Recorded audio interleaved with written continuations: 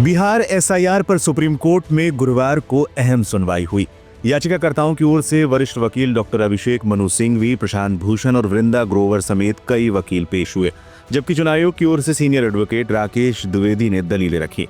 सुनवाई के दौरान राकेश द्विवेदी ने कहा, एडीआर समेत अन्य याचिकाकर्ताओं की ओर से हलफनामे में किए गए वोट काटे जाने के आरोप पूरी तरह से गलत हैं और गलत कहानी गढ़ी जा रही है। याचिकाकर्ताओं की ओर से दावे किए गए कि एसआईआर में बहुत सारे मुस्लिमों के नाम वोटर लिस्ट से हटा दिए गए हैं। इस पर चुनाव आयोग की ओर से भी जवाब दिया गया। आयोग ने कहा कि वो कह रहे हैं कि बहुत सारे मुस्लिमों के नाम हटाए गए, लेकिन जब आपके पास डेटा ही नहीं है तो आपको पता कैसे है?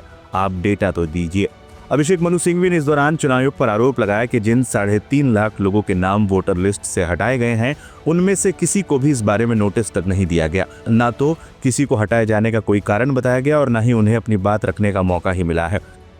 चुनाव आयोग की ओर से राकेश द्विवेदी ने इस बात का खंडन करते हुए कहा कि हटाए गए सभी मतदाताओं को सूचित किया गया है।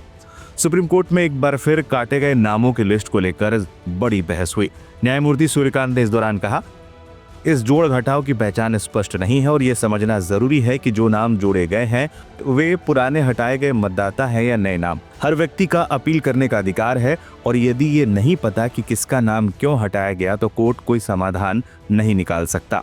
चुनाव आयोग की ओर से वरिष्ठ अधिवक्ता राकेश द्विवेदी ने कहा कि बड़े पैमाने पर नाम हटाने के दावे गलत हैं। एक याचिकाकर्ता जो ड्राफ्ट सूची में होने का दावा कर रहा था वो वहां मौजूद ही नहीं था। आयोग ने हटाए गए मतदाताओं की बूथवार सूची प्रकाशित करने का निर्देश मान लिया है और बीएलओ, बीएलए और राजनीतिक पार्टियां सभी इसके बारे में जानते हैं। वरिष्ठ अधिवक्ता प्रशांत भूषण ने इसके जवाब में कहा, आयोग को हटाए गए नामों की सूची मशीन रीडेबल फॉर्मेट में जारी करनी चाहिए ताकि डेटा का विश्लेषण किया जा सके। चुनाव आयोग गोपनीयता का हवाला देकर सूची देने से क्यों बच रहा है, जबकि सभी चाहते हैं कि मतदाता सूची साफ, पूत और पारदर्शी हो।